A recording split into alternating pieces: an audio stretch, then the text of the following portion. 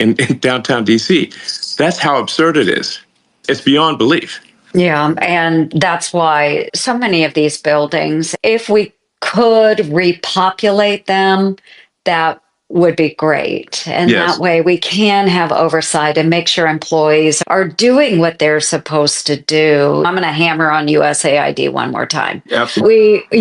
So we talk about the locality pay abuse, and that's what happens when people aren't working in the office. What they're doing in DC, and not everyone, I don't want to accuse every federal worker of being a bad actor, but I have seen so many examples of this. We had a USAID employee that was falsely using an office supply retailer's mailing address, think like Staples and places like that, using that address in Virginia to defraud the taxpayers by claiming higher Washington, D.C. locality pay, but they were actually living in another state full time. And they had the full knowledge and assistance of their supervisor in pulling off this scam. And then the IG, the USAID IG, blew off my request for an investigation. What did they give? That seems complete. How can they do that?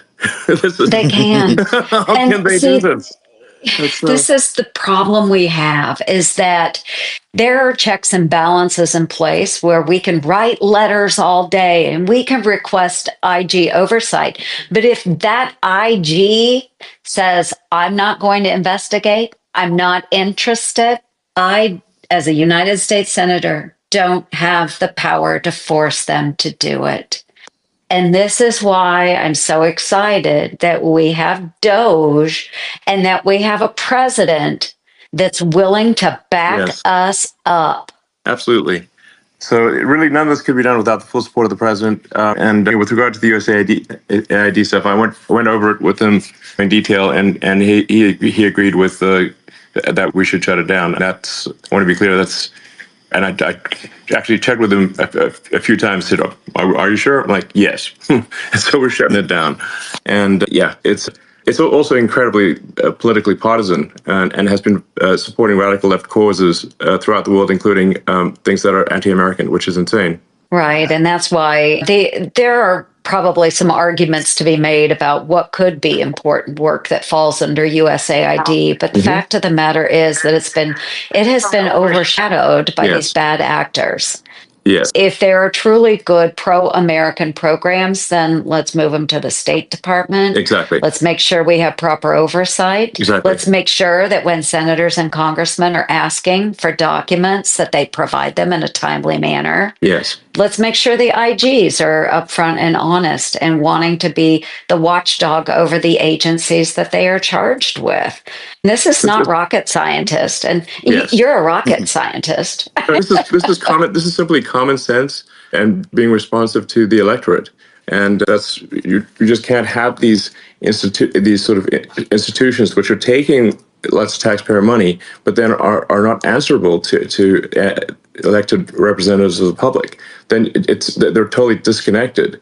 So I call it like we must move away from rule of the bureau to rule of the people, demos. And I would say I'm hopeful that some of this creates momentum, Joni, with senators, with some of your colleagues as well, in passing the REINS Act, right? Half of this is decades of Congress effectively just punting off the responsibility to avoid accountability, not you, but many of your colleagues over the years.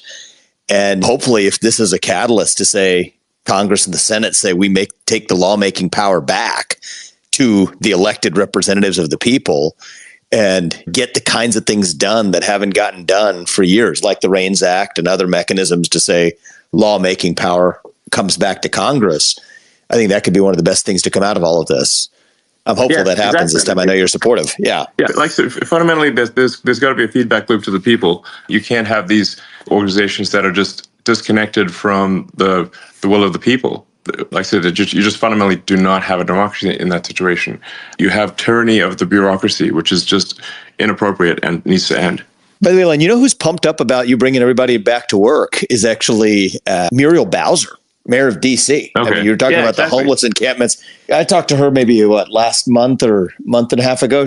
And that's a Democrat. Doesn't matter. It's basically the base principle of A, self-governance, and B, saving money and making sure that our buildings aren't being infested by homeless invasion, but instead is actually creating a thriving capital, I think is shockingly a bipartisan idea if we give people the permission to come out as Democrats and say those things make sense, which I think we're seeing some of, which I think is cool.